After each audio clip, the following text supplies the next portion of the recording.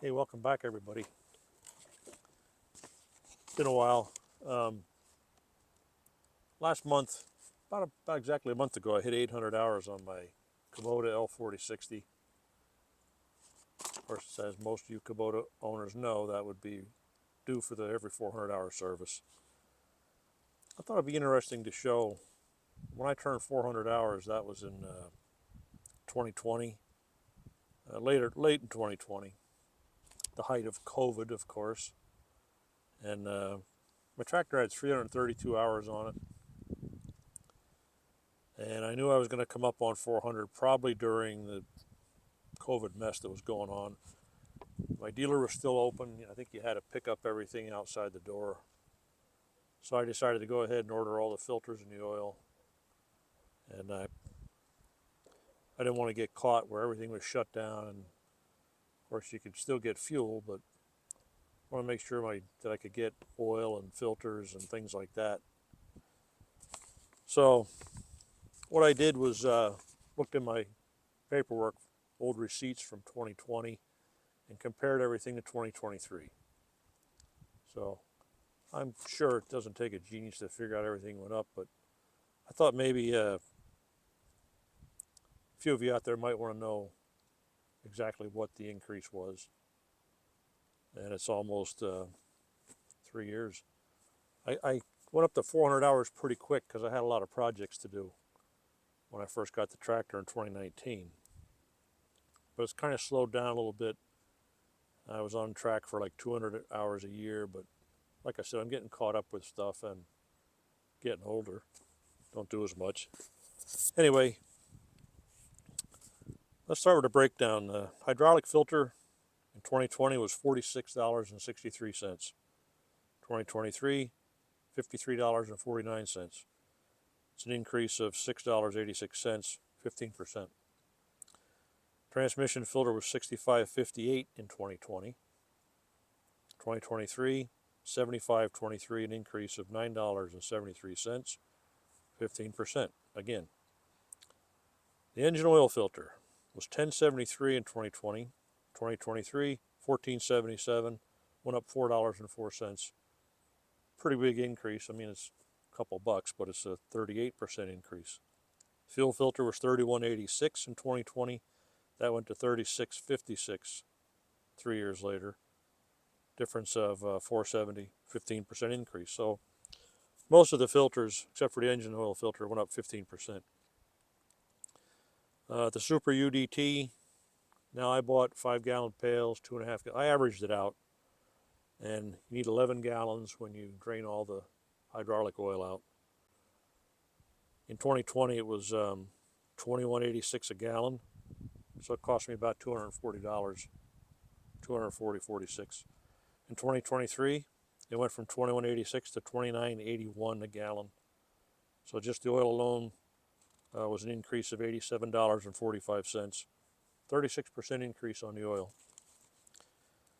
So the total for the filters and oil back in 2020 was $395.26, and 2023 $507.96. So $112 more in 3 years. It's about a 28% increase, but most of that was the oil. I mean, everything went up, but so that's enough of the bad news. I thought I'd do a little review while I'm sitting here. Wrote some things down. So, like I said, we'll get into some good news. I purchased this tractor new in 2019. So it's 4.5 years old. I added a few implements. I could show them in a later video. And I also added a second rear remote. When I bought it, I had the first rear remote installed.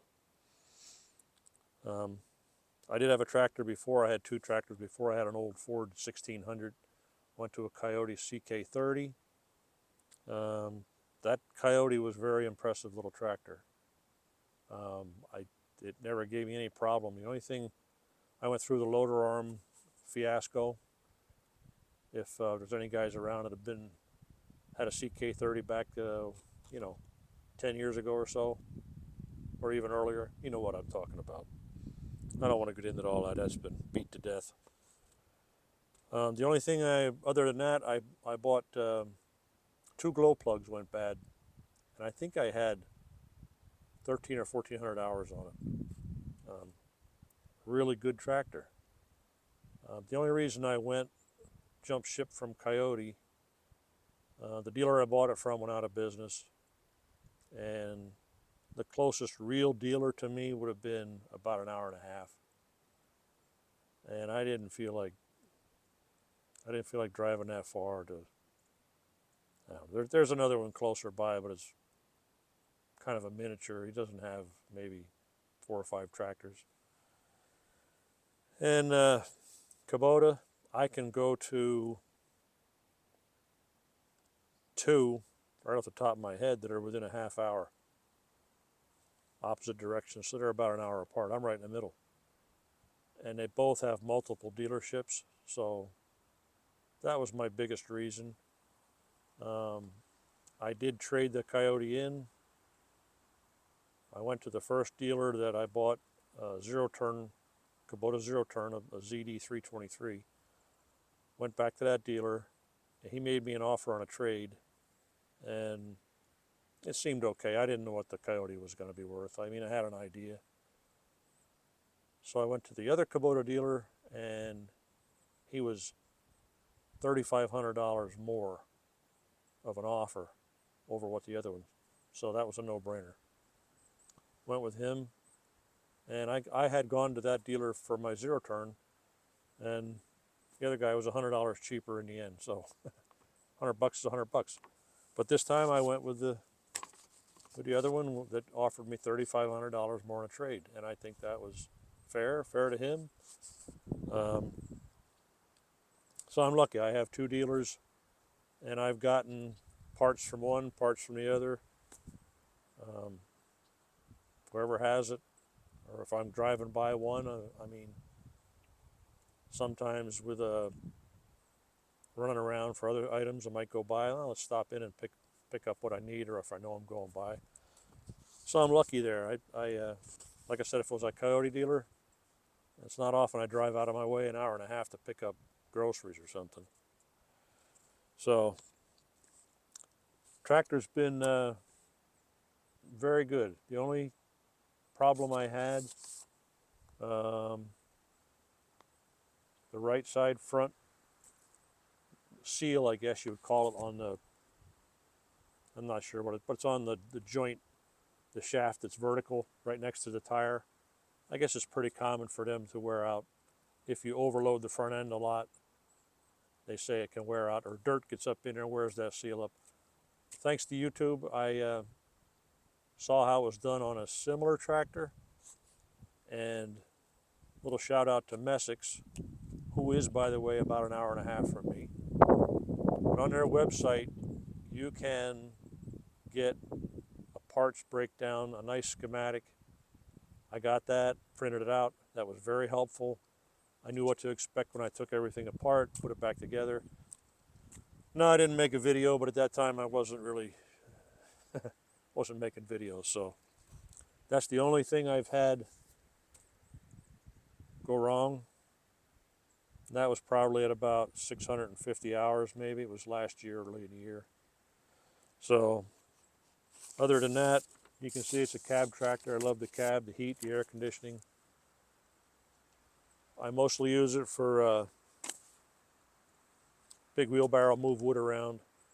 I did get the heavy duty bucket. I highly recommend that if you're going to buy a Kubota. I don't know the breakdown of the price, but a few $100. But if you're going to use it a lot, I mean, it's a no-brainer. Get the heavy duty bucket. There is a difference, because I test drove one that didn't have the heavy duty bucket, and I got to see it, and then I saw this one, and that kind of sealed the deal for me. We're in northeastern Pennsylvania, so the cab, like I said, here we are in the fall, November. Today might be in the 60s, tomorrow might be 40. In the wintertime, we could go from single digits up to the 20s. I mean, I do have a rear blade that I use for snow plowing.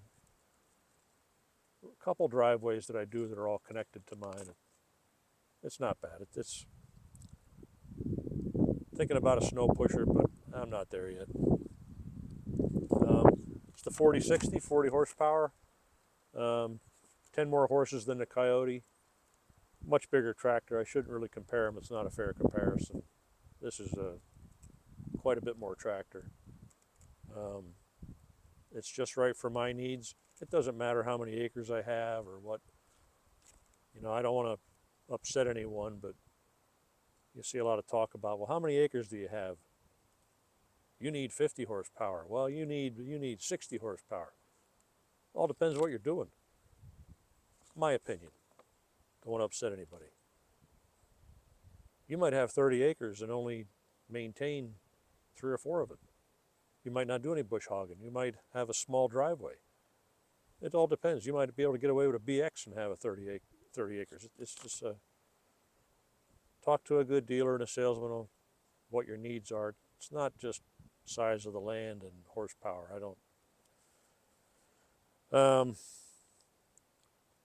extras I got on it, I got work lights in the back, wipers, rear defroster, and I've used that a few times. I put a radio in it. It's a nice little add-on. I think Messick's had them for like $80 at the time. There's cruise control on it. I don't care who that's for me. It's a novelty. Have I used it? Yeah. Just check to see if it works. It does. Stall guard is always on. This has the electronic pedal. Stall guard, like I said, is always on. When it regenerates, that's not a big deal to me. I keep an eye on the percentage, and when I see it getting up to 98%, I just plan on doing something where I know I can keep the RPMs up within a few minutes, and when it comes up and says it's going to regenerate, go ahead and let it do its thing and keep working. I don't think I ever stopped working to let it regenerate. Fill in the fuel tank, great location. The only other tractor I could compare it to were the 2 I had before, and the fill was in the middle of the hood. If that's what you have and you're used to it, okay, but having it down low, that's very convenient. Really like that.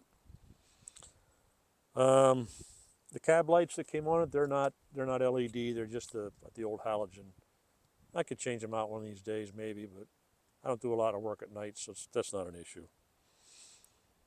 The rear flashing lights in the back, yeah, I've snapped a few of them. I've popped the lenses out. I've broken the housings. They're plastic. Go to Tractor Supply. $10 you can get one with an amber front and back. So I have spare lights. You sell the lenses separate, but a lens is $4.99. You can buy the whole light for $10 and with a bulb. So I keep a couple of them on hand. Like I said, good for my needs. It's been good so far. I don't know what else to say. The other thing is the treadle pedal. It's not really a treadle pedal. The Grandells, if you're not familiar with it or you're going to be looking for a tractor, try this out. My Coyote had the regular treadle with the heel and the toe, and I got used to it. It was fine, but plowing snow, your leg would get sore. This is a lot different. It doesn't have the twin pedal, but it's a different pedal setup, and it's electronic. It's not tied right into the hydraulics, and it's very smooth, very nice to use. I'm used to it. My leg never got sore plowing snow or backing up, going forward, doing loader work. I really like that. So I think that about covers it. That'll be a wrap for today's video. I just thought it'd be interesting that somebody might, like I said, of course you expect everything to go up. I just thought it would be interesting to see how much. And we know it's not going to go down. So thanks for watching. Get back on the old lickety log splitter and a previous video, you could heard me talking about my vintage log lift. I got some cherry and some white oak there. I'll be upfront and say the vintage log lift wasn't used to put them up there. So that's it for today. Thanks for watching. Catch you on the next one.